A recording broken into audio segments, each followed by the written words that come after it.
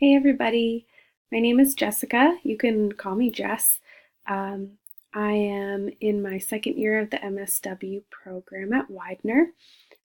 Three assets that I think I bring to the class, one of which is the fact that I'm in the human sexuality education program at Widener as well.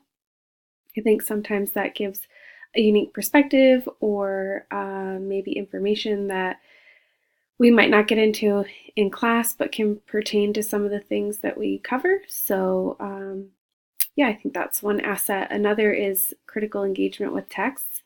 I like to think outside the text to criticize it or think about implications beyond just what we're reading about.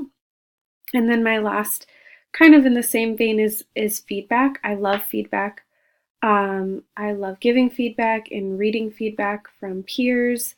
Um, and I really like to engage with things maybe beyond what the post is about, even outside of, you know, the one response that we have to give a week and maybe replying to somebody else's response. And yeah, just interaction with people in the class.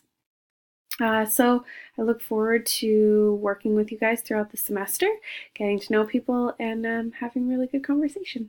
Thanks.